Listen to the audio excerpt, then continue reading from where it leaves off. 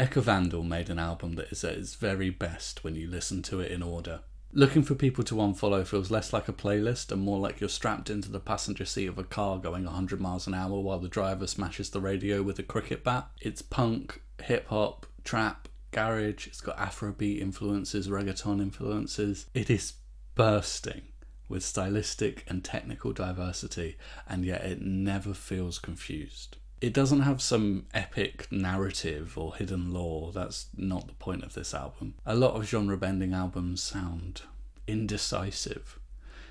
This sounds fearless, while also being unbelievably listenable. I'm not going to stop coming back to this album just because I finished my review, and I'm also not going to stop telling absolutely everyone about it. There's little more punk than confidence, and Looking for People to Unfollow is absolutely dripping in it. It never sounds like Ecca Vandal is trying to prove that she can blend genres. She makes it sound like those genres already belong together. Airplane Mode, which opens the album, is probably the main track which doesn't really click for me. It's an ambient instrumental intro that leads nicely into Eyes Shut, but I probably would have just started the album there. It's fine, I guess, which on an album this exciting sticks out like a sore thumb, especially on the second listen. The second Eyes Shut kicks in, it feels worth listening to. The snare and guitar line at the start are pure punk urgency, and other parts of the song have an anthemic emo sound. And then underneath all that, there's these jazzy harmonic moments that foreshadow what's coming later in the album in a really subtle and effective way. It feels angry and expressive without feeling messy. Sorry Crash was the moment where I thought, okay, this album's actually musically ambitious too. The harmonic dissonance in the first half of the track feels jazzy in a genuinely musical sense. Not just we added a seventh chord so now it's jazz, but it still keeps that punky aggression and instability. But the moment where the album completely won me over was Molly. Wow, what a track. It's such a journey. Dirty guitar tones, old school drums that sound vintage and pristine at the same time, hypnotic melodies, and then halfway through it mutates into this soulful production that somehow recontextualizes the entire album. That's probably the point where I realised this album isn't just genre bending for aesthetics. The genre bends feel like real emotional shifts. Like each section of the emotional palette is a different medium, and you've got thick oil paint being layered on top of translucent watercolour and gritty, grainy charcoal. By the time Came Here for the Loot closes the album, Ecca Vandal sounds completely untouchable. That track is, for me, the best vocal performance on the album. It's got grit, range, different textures, swagger, and complete control. The whole album feels like someone fully committing to every instinct that they had. I gave the emotion, vibe, and performance an incredibly high 8.7 out of 10. From a songwriting perspective, I think a lot of the genius of this album is in its sequencing, and by that I mean the way it flows from track to track. The transitions between tracks are so good that even songs I'm not really attached to feel necessary because they contribute to the momentum of the album. Molly into OK Not To Be OK is a perfect example. OK Not To Be OK leans into trap and garage textures, but because of how Molly opens the sonic doors beforehand, it feels completely natural. The album keeps widening its palette without ever breaking immersion. And structurally, the album understands restraint. A lesser artist would have overcomplicated half of these tracks just to prove how talented they are.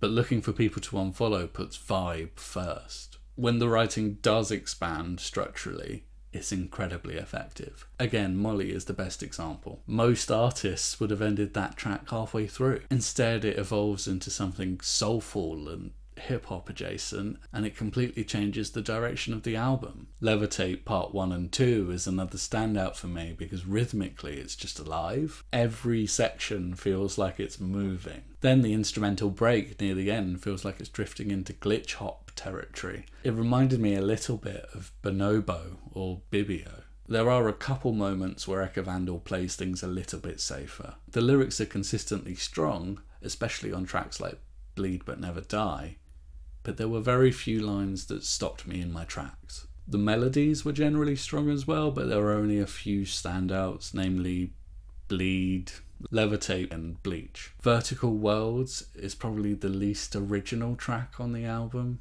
It gives strong Wet Leg vibes, but it also made me think of Smoko by The Chats. It's catchy, referential, and it's probably the easiest track to get radio play from because it sounds like it's got a popular vibe.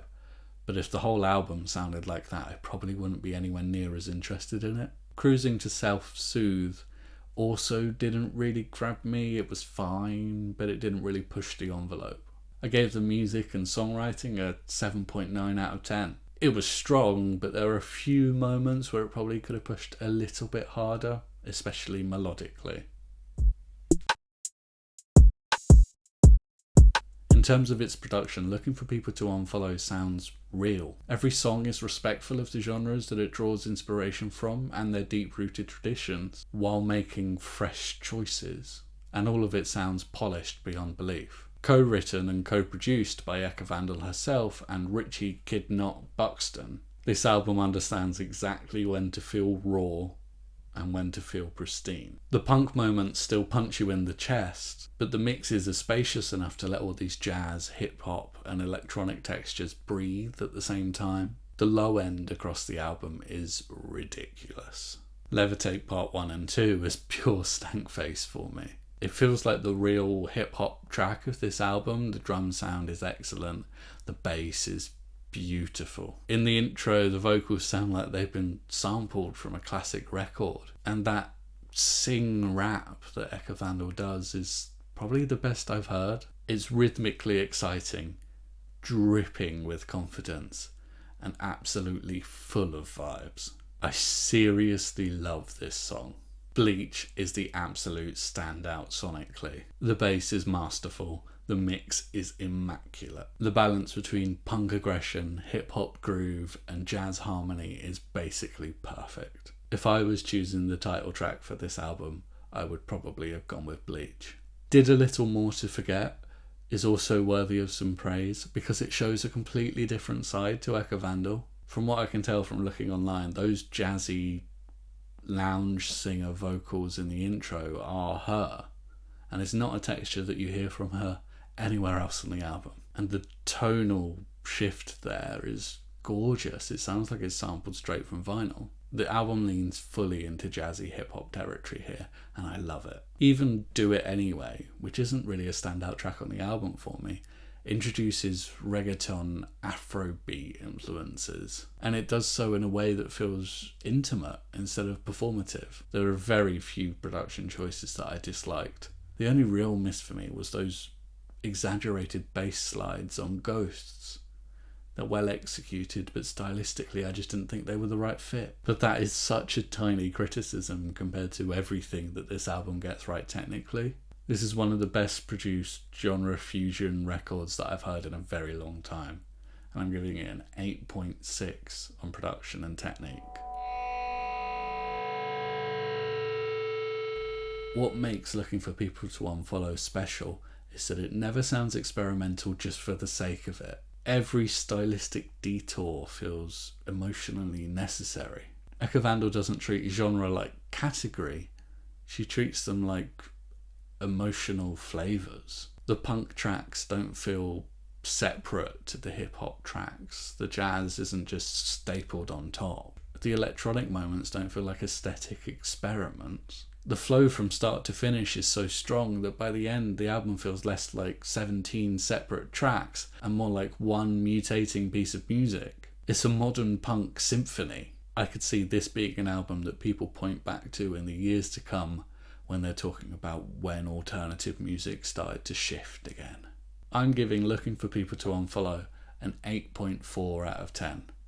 What an album.